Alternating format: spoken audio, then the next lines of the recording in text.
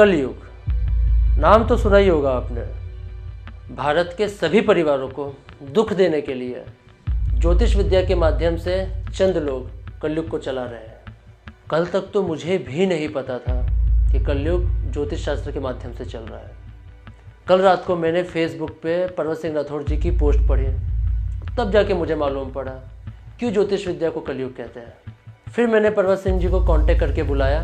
पर्वत सिंह राठौड़ आपको पूरी बात बताएंगे। नमस्कार, मैं पर्वत सिंह राठौड़, जगत जन जागृति विकास संस्था अध्यक्ष। ज्योतिष विद्या के नाम से कलयुग कब शुरू हुआ और इसका अंत कैसे होगा, इसकी मैं पूरी विस्तृत जानकारी आपको बताना चाह रहा हूँ। विस्तृत जानकारी के लिए दुनिया के वैज्ञानिकों, राजनेतागण, अधिकारीगण, साधु संत, पंडित लोगों और तमाम जहान के 750 करोड़ लोगों, मैं आपका ध्यान उस परमेश्वर के पास ले जाना चाह रहा हूँ जिसने जमीन आसमान को बनाया और तमाम सृष्टि को पैदा किया, जिससे ये पता चलेगा कि इस ज्योतिष विद्या के नाम से जो कलयुग चल रहा है उसकी शुरुआत कब हुई और इसका अंत कैसे होगा। कलयुग का अंत करने के लिए सबसे पहले परमेश्वर की कुदरत को जान लेना अति आवश्यक होता है। जब तक हर इंसान परमेश्वर की कुदरत को नहीं जान लेता तब तक इस कलयुग का अंत नहीं हो जाता। अब मैं आपको सृष्टि की रचना के बारे में जानकारी देना चाहता हूं। सबसे पहले जल, जिसे H2O बोला जाता है, इसके अंदर ज्योति स्वरूप, निरंजन और निराकार, जिसे अग्नि, जल और वायु कहा जाता है। अग्नि का मतलब होता है रोशनी पैदा करना, जल का काम है बीज को पैदा करना और वायु का काम है दम पर किसी जीव को खड़ा करना। जब ये तीनों ही जीव मिलते हैं तब एक जीव की उत्पत्ति होती है और इन तीनों ने मिलकर एक बहुत बड़ा पिंड बनाया। उस पिंड में कुछ अर्सा गुजरने के बाद में एक बहुत बड़ा विस्फोट हुआ। वहां से आवाज निकली और आवाज के साथ ही बारिश का होना और अग्नि का पैदा होना हुआ। जैसे ही वो विस्फोट हुआ, ब्रह्मांड की रचना हुई और जमीन की रचना हुई। ब्रह्मांड के अंदर सूर्य, चंद्रमा, नक्षत्र, ग्रह, तारे वगैरह का निर्माण हुआ और जैसे ही पृथ्वी पर इसका निर्माण होते ही जैसे ही पृथ्वी पर जल बरसना शुरू हुआ तब जीवों की उत्पत्ति हुई। जीवों की उत्पत्ति में सबसे पहले झाड़ वनस्पति पैदा हुआ, जो एक जल रूपी बीज है। उस बीज से जितने भी वृक्ष, पेड़, पौधे, फल, फूल, अनाज वगैरह की फसलें जो पैदा होती है वो सबसे पहले पैदा हुई। उसके बाद में अनबोले जीवों का उत्पन्न हुआ। अनबोले जीवों के अंदर वायु में उड़ने वाले जीव, जमीन पर चलने वाले जीव, जल में रहने वाले जीव और उभयचर, जिससे बोलते हैं जल में भी रहते हैं और पृथ्वी पर भी रहते हैं। इन जीवों का पैदाइश हुई। उसके बाद में मनुष्य पैदा हुआ। जब ये चारी सृष्टि का निर्माण हो गया तो सभी के अंदर, प्राणी मात्र के अंदर, झाड़ वनस्पति के अंदर और मनुष्य के अंदर जल, अग्नि और वायु का प्रवेश हुआ। ये तीनों ही क्रियाएं हर प्राणी मात्र के अंदर साक्षात रूप में काम करती है। जैसे जल के बिना आदमी जिंदा नहीं रह सकता, रोशनी के बिना भी जिंदा नहीं रह सकता और वायु के बिना भी जिंदा नहीं रह सकता। ये तीनों ही चीज प्राणी मात्र के घट के अंदर है। ये सारा ही खेल जो बना है इन तीन का है। इस तीनों ने मिलकर के इस ब्रह्मांड की रचना रची। अब सांध जो सूरज है उनका काम है तमाम सृष्टि को रोशनी देना। वायु का काम है तमाम जीवों को अपने दम पर खड़ा करना और जल का काम है विस्तार करना। तमाम सृष्टि जिस दिन से इस ब्रह्मांड की रचना हुई, सारे ही जीव अपने अपने बीज से पैदा हो रहे हैं। ये एक ऐसा सिस्टम उसने बना दिया जिसकी कारीगरी का भेद आज दिन तक इंसान को नहीं लगा कि वो किस तरह से बनाता है और किस तरह से उसका विस्तार करता है। बीज एक ऐसी चीज है जिससे पूरा मानव समाज, अनबोले और झाड़ वनस्पति बिना मेटेरियल के ही ऑटोमेटिकली पैदा होते हैं। सभी अपने अपने बीज से पैदा हो रहे हैं और तमाम दुनिया के लोगों को इस बात का पता है कि हर जीव अपने अपने बीज से ही पैदा होता है और वो अपनी आंखों के सामने दिखाई दे रहा है कि झाड़ वनस्पति से झाड़ वनस्पति पैदा होती है, अनबोलों से अनबोले पैदा होते हैं और मनुष्य के बीच से मनुष्य पैदा होता है। ये प्रैक्टिकल है और उनके तीनों के घट के अंदर जल, अग्नि और वायु है मौजूद, जो जिसे अपन परमेश्वर कहते हैं, ज्योतिष स्वरूप निरंजन निराकार कहते हैं, सृष्टि का रचयिता कहते हैं। अब बात आती है जमीन और आसमान की। तो जमीन और आसमान, जब जल बरसता है जमीन पर तो तमाम सृष्टि के जीव पलते हैं उससे, क्योंकि उसके बरसने से ही ऑटोमेटिकली तरह तरह की रिजक, वनस्पति और मेवा मिष्टान अपने आप ऑटोमेटिक उत्पन्न होते हैं और सारे ही चौपाए, पंखेरु और मनुष्य से लेकर सभी जीव जमीन माता और जल के आश्रय से ही पलते हैं। यही तमाम सृष्टि को पालने वाले हैं, ये पालनहार है। इसलिए जल ही परमेश्वर है और ये सब कुछ जो आपको दिखाई रहा है, अपनी आंखों के सामने दिखाई दे रहा है, वो सारी जल की ही माया है और सब जल, सारे जीव जल की ही पैदाइश है। अब बात आती है जिस समय में सृष्टि की रचना हुई, किसी तरह की सृष्टि के अंदर कोई कमी नहीं थी। सोना, चांदी, हीरे, जवाहरात से लेकर के खाने पीने की वस्तुओं से लेकर के किसी बात का कोई टोटा नहीं था। सभी जीव आराम से अपना जीवन यापन करते थे। मनुष्य का सिर्फ कर्तव्य था कि वो परमेश्वर का ही भजन करता था।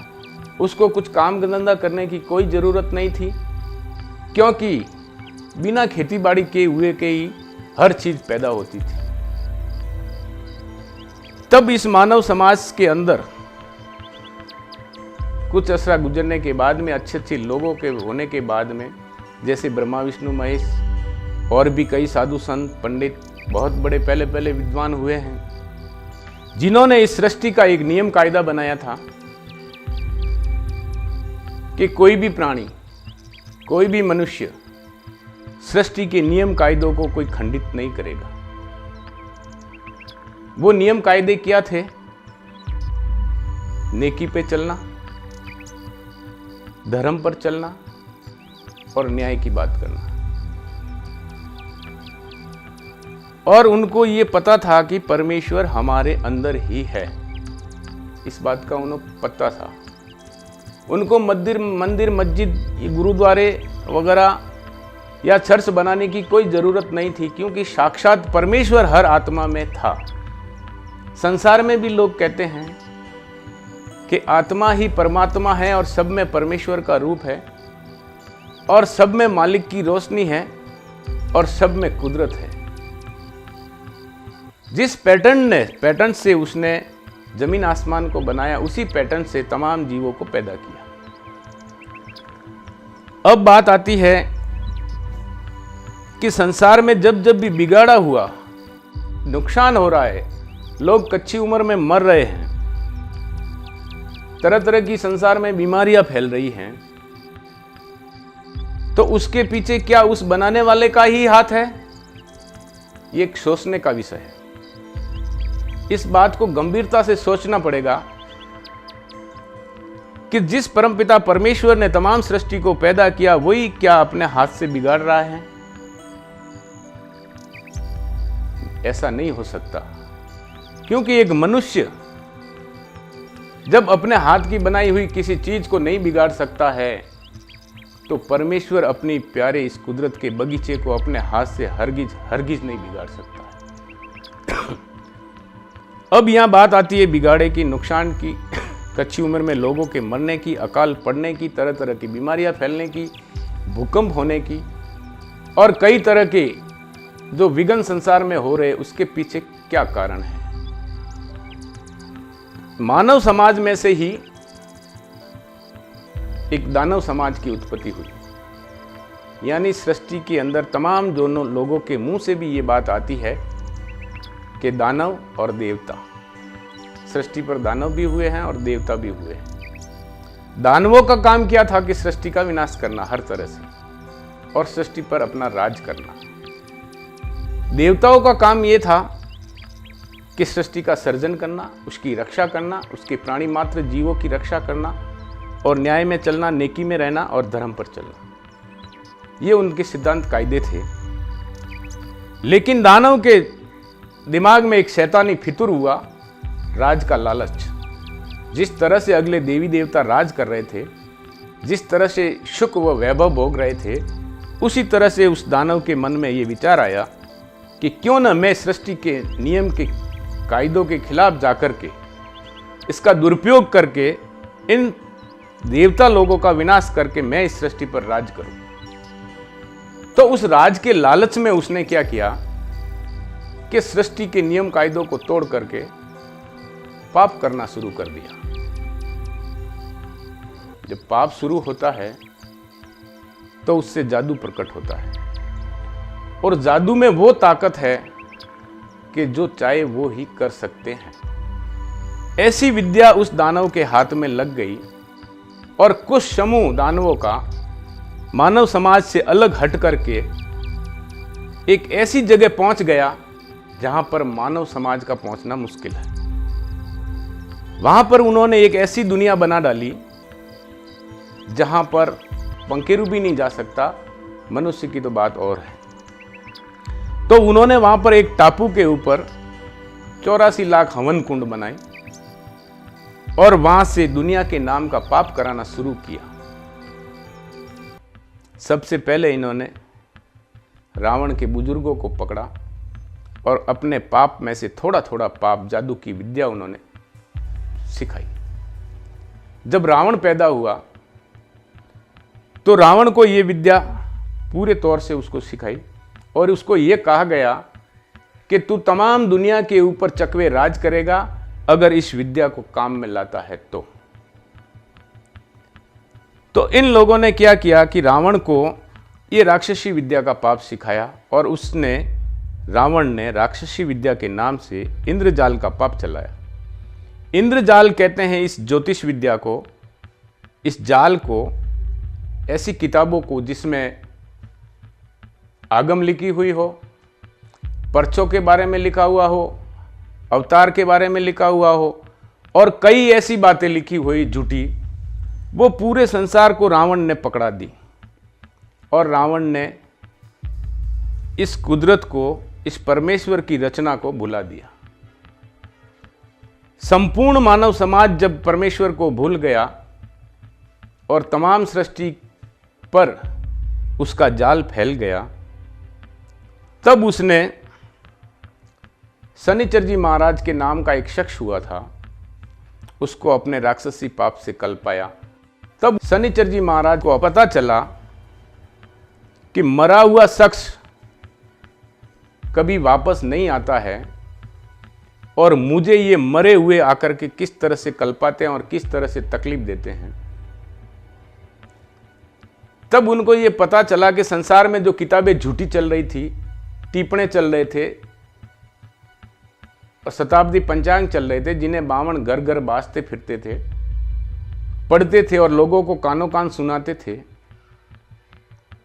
कि इस बरस में ये होगा, ऐसा होगा, लड़ाइयाँ होगी, दंगे होंगे, अकाल पड़ेगा। ऐसी किताबों में जब शनिचर जी महाराज ने देखा कि पूरा संसार परमेश्वर की रचना को भूला हुआ है और इस जाल पर चल रहा है, तब विभीषण को पकड़ कर पूरा पूरा तंग किया उन्होंने। तब विभीषण ने कहा कि मेरा भाई रावण लंका के अंदर गुप्ती पाप करा रहा है, जहाँ पर उसने 84 लाख हवन कुंड बनाए हैं और तमाम दुनिया के नाम से वो राक्षसी पाप वहाँ करवाता है, जिसे दुनिया पूरी स्वर्ग नरक बोल रही है। उस स्वर्ग नरक पर, उस पाप करने की जगह पर रावण हमेशा दुनिया के नाम से जीवड़ों को कल्पाता है और संसार के अंदर उसकी वजह से अकाल पड़ जाता है, कच्ची उम्र में लोग मर जाते हैं, तरह तरह की बीमारियां फैल जाती है। ये बात विभीषण ने उन्हें बताई। जैसे ही इस बात का पता चलते ही उसने रामचंद्र से ये कहा कि हे महाराज, पूरा संसार परमेश्वर की रचना को भूल चुका है और रावण के जाल की माला फेर रहा है, और जो स्वर्ग नरक है वो रावण के घर का राक्षसी पाप है, जिसे स्वर्ग नरक सुझा रखा है कि मालिक वहाँ बैठा है और मालिक नारगी में डालता है। क्योंकि मालिक तो रचना रचने वाला एक है, दो कभी हो ही नहीं सकते। जब तमाम संसार ने ये विचार किया कि जब 84 लाख कुंडियों पर बैठा हुआ मालिक कौन है और सृष्टि का रचयिता मालिक कौन है, जब इस बात का पता चला कि सृष्टि को रचने वाला ज्योति स्वरूप निरंजन निराकार है और वहां जो बैठा है वो रावण बैठा है और रावण दुनिया के नाम का पाप करवा रहा है, तब फौरन ही संसार के लोग सारे समझ गए और बड़ी भारी फौज करके रावण के जाल को मिटाया और रावण की औलाद समेत उनको मार दिया। तब फिर संसार में सतयुग होने लगा। फिर कुछ अरसा गुजरने के बाद में हिरण्यकश्यप को यही राक्षसी पाप उन लोगों ने सिखाया जो दानव प्रवृत्ति के लोग थे। तो हिरण्यकश्यप ने भी वही पैटर्न अपनाया, वही जाल की किताबें टिप्पणा और दुनिया में ये जाल फैलाया और परमेश्वर को बुलाया। तो नरसिंह जी महाराज को पता चलते ही उसके पाप को भी छुड़ा दिया। फिर कंस राजा को इन्होंने सिखाया, तो कंस राजा ने भी वही पैटर्न चलाया, जादू चाला के नाम से टिप्पणे चलाए, किताबें चलाई झूठी और जाल से पूरे संसार को भ्रमित कर दिया। तो उस जाल को कृष्ण जी महाराज ने छुड़ाया, जो पूरी गीता भरी पड़ी है, मेरे कहने की भी जरूरत नहीं है। उसके बाद में कारून बादशाह को इन्होंने ये पाप सिखाया। तो कारून बादशाह ने भी वो पैटर्न अपनाया, सीधा साधा ज्योतिष विद्या, काफिर विद्या, इंद्रजाल कहते हैं, वो टिप्पणा और सीखी, और ये दैनिक रोजमर्रा की काम आने वाली विद्या है। तो पूरे संसार को ये विद्या पकड़ा दी और पूरे संसार की मौत उसमें लिख दी और संसार को मालिक बुला दिया और राक्षसी पाप से संसार को गारत करके अकाल पड़ाने लगा। और उसने अकाल पड़ा करके सारी सृष्टि का धन इकट्ठा करके 40 डोंगरी यानी 40 गंज धन इकट्ठा करके एक जगह पे लाया। फिर गुरु नानक को इस बात का पता चला कि संसार के अंदर ये जितने भी विघ्न हो रहे हैं वो इस ज्योतिष विद्या की वजह से हो रहे हैं, क्योंकि ये लोग पहले 6 महीने पहले संसार के लोगों को कानों कान पहले सुना देते हैं, फिर वहां पाप करते जब वो सारी बातें सच्ची हो जाती हैं। इसी तरह से आज वर्तमान इस कलयुग के अंदर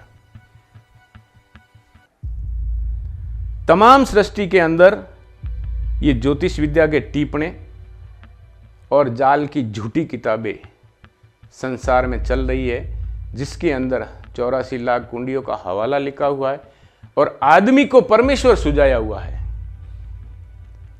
आज हर जाति हर मजहब के लोग उस ज्योतिष स्वरूप निरंजन निराकार को भूल चुके हैं, जिसने जमीन आसमान को बनाया, और अपने तौर पर आदमी को परमेश्वर ख्याल करके बैठे हैं। यानी कि हिंदुओं में ये कहते हैं कि सृष्टि की रचना ब्रह्मा विष्णु महेश ने रची, मुसलमानों में ये कहते हैं कि अल्लाह ताला ने रची, ईसाइयों में कहते हैं कि ईसा मसीह ने रखी, जबकि आदमी के हाथ में रचना रचनी है ही नहीं। आदमी के हाथ में उस मालिक ने कुछ रखा भी नहीं। झाड़ वनस्पति जो है वो धूप में खड़े रहते हैं लेकिन तमाम सृष्टि को पालते हैं। वो परोपकारी है, अनबोले जीव है जिसका आप दूध दही घी काम में लेते हो। वो तुम्हारे लिए देवता है। वो आपसे पैसा नहीं लेते और ना ही झाड़ वनस्पति आपसे पैसा लेती है। जो कुछ भी ये सुविधाएं बनाई है वो सिर्फ मनुष्य के लिए ही बनाई थी। अब लालच करते करते इन लोगों ने कलुकाल के नाम से ये ज्योतिष विद्या का जाल संसार में फैलाया। आज पूरा ब्रह्मांड सूरज चांद से लेकर जमीन आसमान से लेकर झाड़ वनस्पति से लेकर अनबोलों से लेकर मनुष्य तक को इस ज्योतिष विद्या ने अपने जाल में कैद कर रखा है, जिसका प्रमाण मैं आपको इस तरह से देता हूं कि तमाम संसार को इन लोगों ने 12 राशि में कैद करके रखा है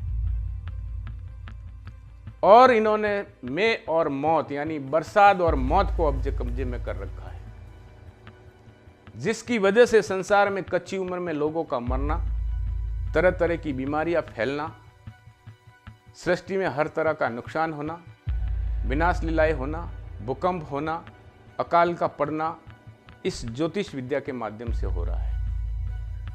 यह ज्योतिष विद्या आपका भविष्य तय करती है। हर इंसान का भविष्य ये ज्योतिष विद्या तय करती है। अगर आपको विश्वास न हो तो आप अपनी कुंडली निकाल करके देख लेना, जिसमें यह लिखा होगा कि आपको इतने साल का शनि लगा है, राहु लगा है, केतु लगा है और ये घटनाएं आपके जीवन में होने वाली है और आपकी उम्र 60 बरस की है, 70 बरस की है या 80 बरस की है, वो भी ये ज्योतिष विद्या बता देगी आपको। तो इस ज्योतिष विद्या के माध्यम से पूरा संसार उस परमेश्वर को भूल गया है जिसने जमीन आसमान को बनाया। सबसे पहले तमाम संसार के लोगों को इस कुदरत पर आना बहुत जरूरी हो जाता है। कुदरत को समझना बहुत जरूरी हो जाता है कि कुदरत हमारा नुकसान करती है कि नहीं करती। कुदरत का तो ऐसा सिस्टम है कि उसने पाक सिस्टम बनाया है। हर जीव की अपनी अपनी एक अलग उम्र दी है और बिना उम्र पूरी हुए के एक भी जीव प्राणी मात्र कोई कच्ची उम्र में नहीं मर सकता। ये उसका सिस्टम है, ये उसका नियम है, ये उसका कायदा है। जिस तरह से जंगल में पेड़ खड़े होते हैं, उन पेड़ की डालियों से हरा एक भी पत्ता नहीं गिरता जब तक कि उसकी उम्र पूरी नहीं हो जाती, और जब पतझड़ के दिन आते हैं तो पत्ते ऑटोमेटिकली पीले जर्द होकर के ऑटोमेटिक गिर जाते हैं।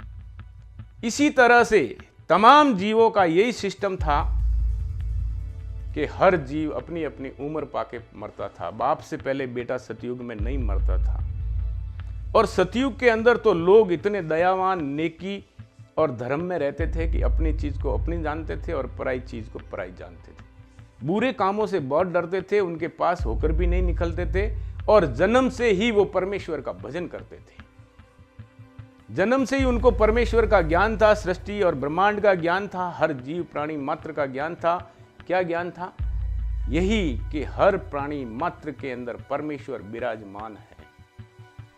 इसलिए कोई भी जीव किसी का भी बुरा नहीं करता था और किसी का नुकसान नहीं करता था। ज्यों-ज्यों इस ज्योतिष विद्या के माध्यम से संसार में भूल पड़ती गई और लोगों की मन और मता और बुद्धि को भ्रष्ट करके इन लोगों ने अपने कब्जे में किया, जब से आज इंसान इंसान सगा भाई भाई इस संसार में लड़ रहा है। यानी कि इन लोगों ने वृग्य बैर का पाप चला दिया है, जिससे किसी के अंदर भी संप और हेत इरादा नहीं रहा है। आज संपूर्ण मानव समाज आमने सामने खड़ा है, एक दूसरे को मरने मारने पर खड़ा है।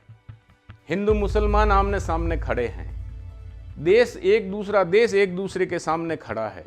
ये स्थितियां आज पैदा हो गई हैं। इसका मूल कारण है सृष्टि, कुदरत और मालिक को भूलना। अगर इस जाल को छुड़ाना है, मिटाना है, तो तमाम सृष्टि के हे लोगों, आपको उस परमेश्वर के पास पहुंचना होगा, उस परमेश्वर की जानकारी करनी होगी, उस कुदरत का भेद मालूम करना होगा, उन जीवों का भेद मालूम करना होगा कि सबके अंदर परमेश्वर विराजमान है। अगर इस बात का आपको सबको पता चल जाता है तो फौरन ही आप एक दिल होकर के इस सृष्टि का नुकसान करने वालों को पकड़ पाओगे। और ये लोग जब भी ऐसा जाल चलाते हैं तो उन किताबों के अंदर नाम दूसरे लोगों का लिख देते हैं और ये बच जाते हैं। और अब हमको इस जाल की पूरी तरह से खबर पड़ चुकी है और इसके पीछे किसका हाथ है। हम इस ज्योतिष विद्या के माध्यम से उन लोगों तक पहुंचना चाहते हैं जो संसार का नुकसान कर रहे हैं, जो संसार का विनाश करवा रहे हैं, जो संसार को गारद करके, लोगों की धन संपत्ति को हरण करके ये लोग अपना राज करना चाहते हैं। और अब इस जाल का जो पता लग चुका है तो पूरे संसार को मिलकर इस ज्योतिष विद्या की हमें जांच करनी है, इसके पीछे किसका हाथ है और ये कैसे दफे होगा। ये ज्योतिष विद्या के बंद कराए बिगैर, इस पाप को बंद कराए बिगैर संसार में कभी भी सुख शांति और कोई भी प्राणी मात्र सुखी से जीवन यापन नहीं कर सकता है। तो अब सबसे पहले हम सबको मिलकर इन किताबों की खोज करनी है जिनके अंदर आगम लिखी हुई है, भविष्यवाणियां लिखी हुई है और 84 लाख कुंडियों का हवाले लिखे हुए हैं कि उस तरह से वहां जीव को कल्पाया जाता है, इस तरह की सजा दी जाती है और इस तरह से करना। अब जब बात आप ये समझनी पड़ेगी कि जिसने भी किताबों में लिखा है 84 लाख कुंडियों का हाल, तो उस व्यक्ति को ये पता है, वो वहां से आता जाता है, तो उसको उनका पूरा हाल मालूम है, इसलिए देखे बगैर कोई आदमी नहीं लिख सकता है। जिस तरह से इस ज्योतिष विद्या ने तमाम ब्रह्मांड को, पूरे संसार को, सूरज चांद को, जमीन आसमान को, पवन पानी को अपने कब्जे में कर रखा है, पूरे संसार को 12 राशि में कैद कर लिया है और 12 घड़ी से बाहर किसी का नाम नहीं है। और जिसका भी नाम लग जाता है वो इस राक्षसी विद्या, इस इंद्रजाल की विद्या, इस काफिर विद्या में, इस ज्योतिष विद्या में वो फंस जाता है। और मैं और मौत यानी बरसात और सबकी मौत इस ज्योतिष विद्या के हाथ में है। अगर आपको यकीन नहीं होता हो तो आप अपनी कुंडली निकाल के देख लीजिए, जिस कुंडली में ये लिखा होगा कि आपको इतने साल की 7.5 लगी हुई है, ये साल आपके लिए खराब है और आपकी उम्र इतने साल तक की है। एक आदमी जो लिख करके पूरे संसार के आदमी, पूरे वर्ल्ड के चौपाए पंकेरु, झाड़, वनस्पति, सूरज, चांद को अपने कब्जे में कर सकता है जादू की विद्या से, तो उसने ऐसा लॉजिक तैयार करके पूरे ब्रह्मांड को इस ज्योतिष विद्या के जाल में फंसा रखा है। और जो भी शख्स इसमें फंस जाता है फिर उसका निकलना मुश्किल हो जाता है और लोगों को यह भी पता नहीं लगता कि हमारा नुकसान क्यों हो रहा है और कैसे अच्छा होगा। अगर तमाम संसार के लोग ये चाहते हैं कि हम सतयुग की तरह, उस जमाने के लोगों की तरह आनंदमय जीवन जीना चाहते हैं, तो इस ज्योतिष विद्या के जाल को इस धरती से मिटाना होगा। तभी आपकी उम्र बढ़ेगी, आपको हर तरह का सुख व आराम मिलेगा, 12 ही महीने में बारिश होती रहेगी, कभी कोई कच्ची उम्र में नहीं मरेगा, हर तरह का सुख व आराम होगा, वैभव होगा, धन दौलत द्रव्य माया जो आज नहीं है फिर से इस जमीन के पेट में प्रकट होने लगेगी और किसी को किसी तरह की कोई तकलीफ नहीं उठानी पड़ेगी और हम सब मिलकर ही इस बात को अंजाम दे सकते हैं। और उन चोरों तक तभी पहुंचा जाएगा जब इन वेदों की, इन किताबों की, इन झूठी जाली किताबों की जांच होगी और वो चोर सब पकड़ में आ जाएंगे। स्वतः ही किसी का नाम लेने की भी जरूरत नहीं है और जैसे ही वो पकड़ में आते हैं वो खुद कहां पर चोरी कर रहे हैं, कहां पर उन्होंने वो अड्डा बना रखा है, वो स्वतः ही संसार के सामने बता देंगे और संसार मिलकर के उस पाप को मिटाएंगे। तभी जाके संसार में भला होगा। क्योंकि आगे आगे भी जब जब भी इस दुनिया के अंदर इस इंद्रजाल का पाप चला है, राक्षसी विद्या का पाप चला है, ज्योतिष विद्या के टीपणे शास्त्र चले हैं, अगले लोगों ने दुख पापा करके उनको जान से मार करके इस पाप को छुड़ाया है, तब जाकर के सतयुग रहा है, इस धरती पर अमन अमान रहा है। आज पूरे वर्ल्ड के अंदर एक समय में 100 साल पहले यहां सोने चांदी की करेंसी पूरी दुनिया में चलती थी, लेकिन उन जाली लोगों ने, इस ज्योतिष विद्या की चलाने वालों ने तमाम संसार का सोना चांदी और धन अपने कब्जे में करने के लिए आज पूरी वर्ल्ड के अंदर कागज की करेंसी चला दी, जो कागज की करेंसी किसी भी काम की नहीं है। एक टाइम का चूल्हा भी आप उससे नहीं जला सकते हो। तो कागज की करेंसी के जरिए के माध्यम से इन्होंने जितना भी दुनिया का धन था, सोना चांदी था, हीरे जवाहरात थे, वो अपने कंट्रोल में कर लिए। इसलिए कंट्रोल में किए कि पूरी दुनिया को गरीब बना करके, नौकर चाकर बना करके उस पर अपनी हुकूमत चलाना है। स्वयं ये ज्योतिष विद्या ये बयान करती हैं। मैं आपको कुछ इसका ही श्लोक पढ़ के सुना देता हूं कि कुलायन यंत्र के अनुसार तांत्रिक प्रवृत्ति ये सांसारिक वस्तुओं की उपलब्धि के लिए होती है। यानी संसार में जितनी भी वस्तुएं हैं, जितना भी सोना चांदी है, जितने भी हीरे जवाहरात है, उनकी प्राप्ति के लिए होती है। इसका फल बिल्कुल शीघ्र होता है। इस विद्या को जैसे ही शुरू किया, इसका तुरंत ही फल मिल जाता है। महाकाव्य और पुराण में भी इस रहस्यमयी, गूढ़ और गोपनीय विद्या के बारे में उपज्ञान के रूप में प्रचुर मात्रा में पाया जाता है। यानी कि इस विद्या के बारे में अगले लोगों ने भी किताबों में लिखा है कि ये विद्या बहुत ही खराब है। ये सभी वर्णन प्रयोग रूप में सिद्ध होते हैं। ये जितनी भी खराबियां हो रही है, जो भी अकाल पड़ रहा है, इसका प्रयोग के रूप में इसका कार्य किया जाता है। यह विद्या पहले राक्षसों के बीच में थी।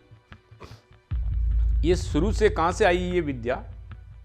राक्षसों के पास में। मैंने जैसे ही पहले आपको बताया कि दानव और देवता, तो ये विद्या दानवों के पास में थी। ऋषि शुक्राचार्य को भी ये विद्या प्राप्त थी, परंतु सिर्फ राक्षस ही उनके शिष्य थे। यानी कि ये विद्या जो ठेठ से शुरू हुई है, वो राक्षसों के पास से ही हुई है। इस प्रकार ये विद्या ब्रह्म रूप में अवतरित हुआ। और इस तंत्र विद्या के विषय में हमेशा यह वर्णन है कि यह एक रहस्यमय, गूढ़ और गोपनीय मार्ग है। एक तरह से यह साधकों की धन संपत्ति को हरण कर देता है, पत्नी एवं उसके जीवन को भी बर्बाद कर देता है, और इसके प्रति आस्था और विश्वास व भरोसे पर संदेह नहीं करना एवं इसके रहस्य को दूसरों के सामने व्यक्त नहीं करना चाहिए। व्यक्त नहीं करना चाहिए। ये खुद कह रहा है कि इसका जो भेद है वो दूसरों को नहीं बताना चाहिए। इसलिए ये एक रहस्यमयी तंत्र विद्या है।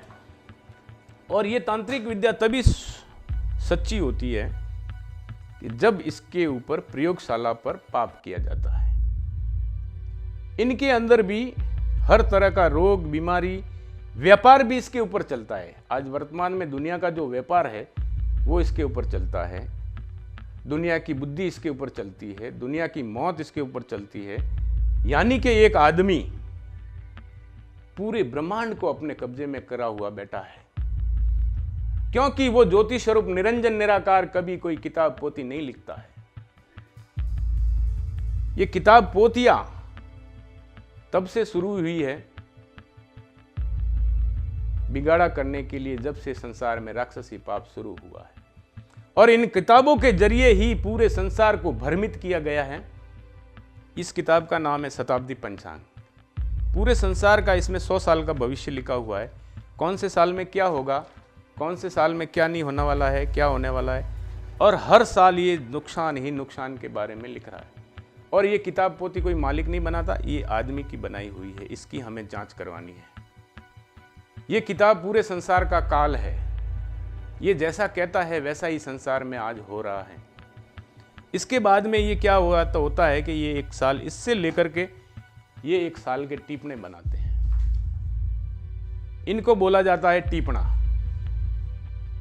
ये आपका एक साल का भविष्य होता है।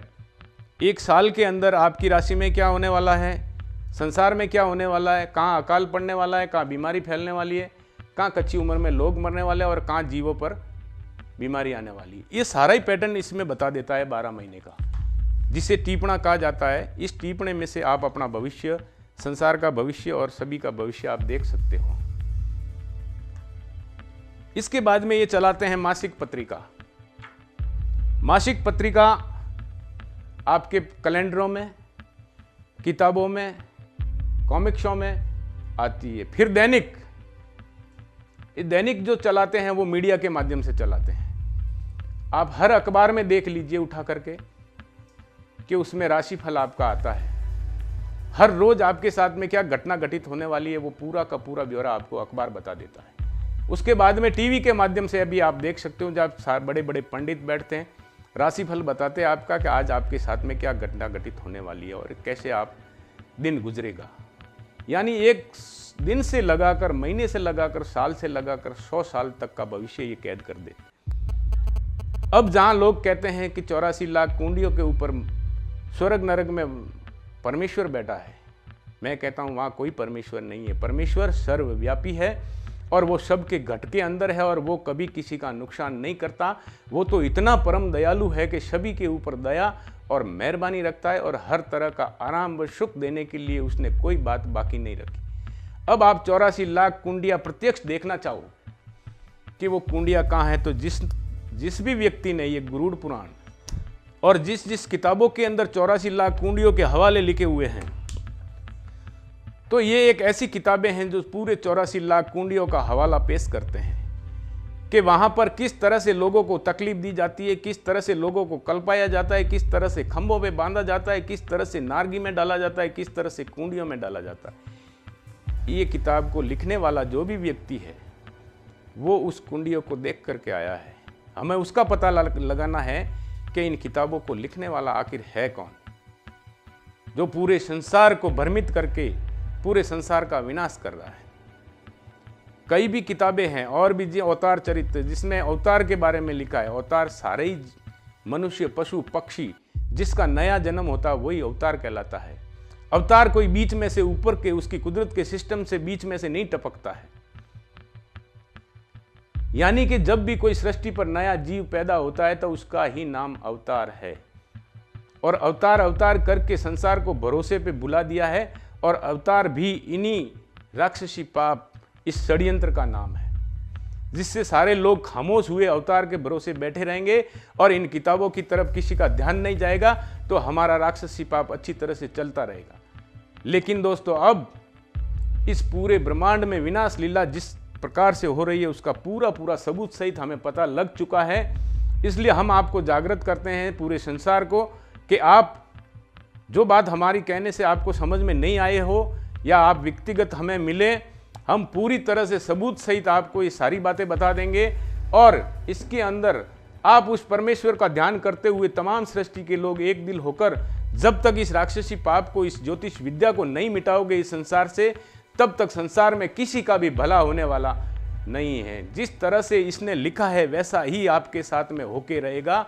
यही हमारी आपसे करबद्ध प्रार्थना है कि आप जल्दी सारे लोग मिलकर इस बात पर विचार करें और इसमें जगत जन जागृति विकास संस्था, जो हमने एक रजिस्टर्ड संस्था बनाई है, उसके साथ मिलकर इस पाप को छुड़ाने में भागीदार बने। धन्यवाद। हाँ, ये कलयुग है, इस किताब का नाम कलयुग है और इसका स्वर्ग नरक नाम है। ये दोनों ही किताबें मिलकर के पूरे संसार को बर्बाद कर रही है। इसलिए इसकी जांच कराना हर प्राणी मात्र का कर्तव्य बन जाता है। भाइयों, अगर आपको अपनी अपनी औलाद प्यारी है और औलाद को आप तो चले जाओगे, सोचो पीछे आपकी औलाद का क्या होगा। अपनी औलाद को सुखी, वो ऐश आराम कराना चाहते हो तो इस राक्षसी पाप को मिटाओ, तभी जाकर के पूरे संसार में अमन चैन होगा, हर तरह का सुख, वैभव और आराम मिलेगा और फिर से इस धरती पर सतयुग हो जाएगा।